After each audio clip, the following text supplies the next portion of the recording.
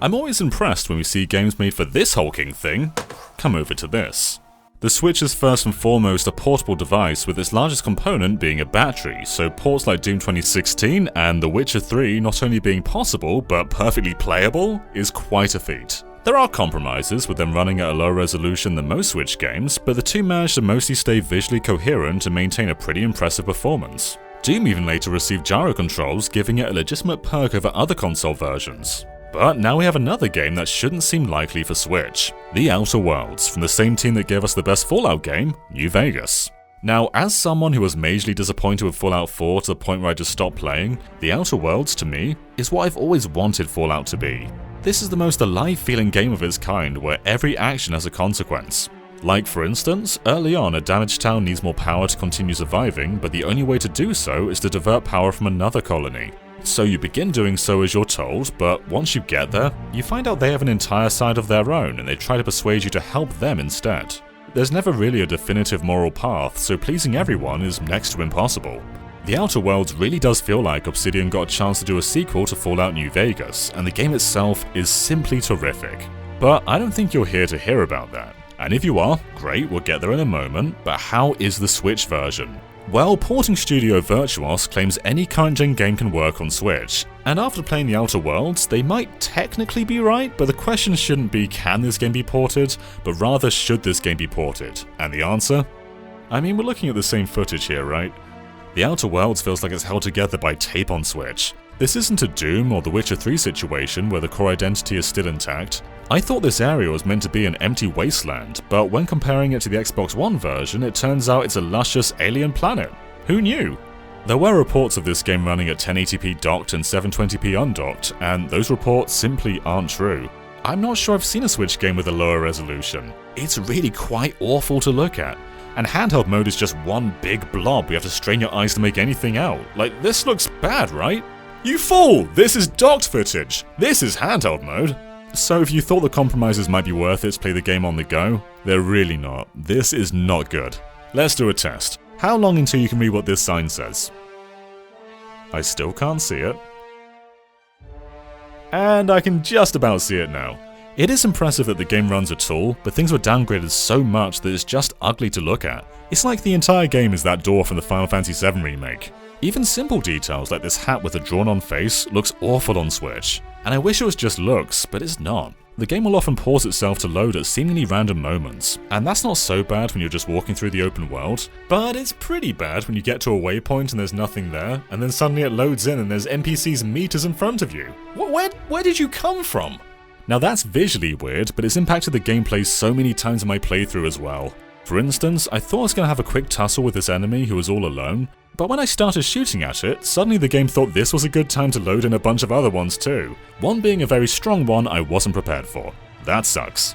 The same happened here where I was running through the world and oop, guess I'm in the middle of a firefight now. It doesn't happen all the time, but it happened enough to feel like I was playing a broken version. And that's frustrating because, unlike the Fallout games, I don't think I actually experienced a glitch in the Outer Worlds. The game itself is incredibly polished, but it simply doesn't run properly on Switch. That of course extends to performance too, which is likewise very strange. At first I was kind of impressed. Yeah, it looked bad, but at least it was running at a really consistent clip. But the further I got in the game, the worse things got. Like, I can't stroll through this town without it stuttering like crazy. It's really bad in combat too, and often puts off your aim. This really isn't acceptable when the game is so compromised everywhere else. And the load times, my god. So loading on its own is pretty long, but if you die you'll often get sent back to an autosave that's usually right in front of the prior load screen, meaning you have to load once and then load again. Now this does happen in other versions as well, and you can mitigate it by manually saving, but it's especially long in the Switch version. Going from overworld to town took 34 seconds in the Xbox One X version, which is already pretty long, but on Switch, 52 seconds. Let me show you just how long that is. I'm going to try and get as far as I can in Emerald Coast and Sonic Adventure, and we'll see just how far it gets while the game is loading twice. Don't worry, I will speed this up.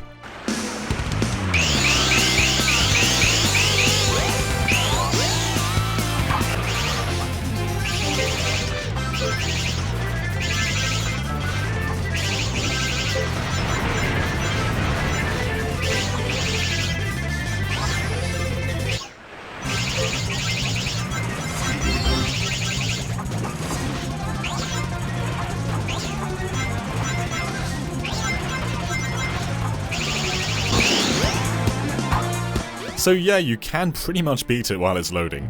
But it's not all gloom. As a lot of you know, I love gyro controls. I've been supporting them for years, and when done right to me, they're the definitive aiming input. You get the speed and accuracy of a mouse with the comfort of a controller. I even play PC shooters with gyro and hold my own pretty well. So how is it in the Outer Worlds?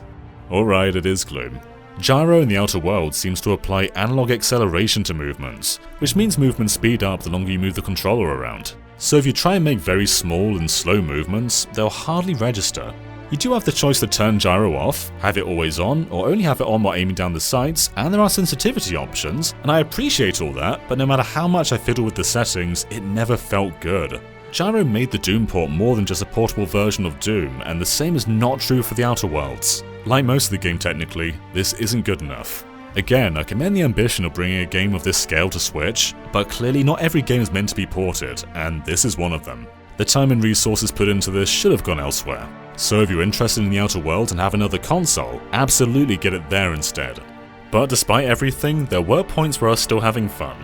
The atmosphere is completely drained, but the slower moments where you're in town and simply sit down and talk to someone still shine incredibly bright. This game is so well written, and you can take any random NPC, have a 5-minute conversation with them, and some of them don't even have quests, they're just there, and alive. There's so much to see and do, so despite the game losing a lot of its energy, there is still so much life in here. And the character building is second to none. Every playstyle feels viable, whether you want to work on your dialogue skills and talk your way through most situations, or focus on your weapons and shoot everything. You can bypass entire quest lines by killing the quest givers, as long as you have the firepower to take down them and escape their allies. It's just so versatile. You can even be shot in the head so many times that your character receives permanent brain damage. I cannot think of another role-playing game that takes its characters this seriously, without overwhelming you with stats and menus. It's elegant. And Fallout's VATS system sort of makes a return, although you have far more control than that ever had. Instead of pausing time and selecting a body part, you instead slow down time and aim manually, dismembering, blinding, or just damaging enemies. It's the same idea, but you won't be seeing the same scenes of your character shooting over and over like in Fallout, as it all happens on the fly. I also love the focus on individual worlds. Instead of it being one sprawling open world, you can instead fly back and forth between a bunch of compact areas only consisting of a few towns and landmarks. It makes each planet kind of feel like a blank slate with their own story going on. The Outer Worlds is an incredible game, but the Switch can't do it justice, and it shouldn't have been put in the position to do so. If you can look past its many technical flaws, there is still a great game hiding in there, but you really should experience this on another console, one that can run it properly. Xbox 360 remasters like Skyrim look better than this. It's not a good port, handheld mode looks bad, and the gyro controls are very sloppy. I dislike the Switch port of the Outer Worlds. This game deserves better, and it shouldn't have been greenlit. Thank you for watching, and for more on the Outer Worlds, including a comparison with the Xbox One version, be sure to subscribe to GameXplain. Until next time everyone, bye!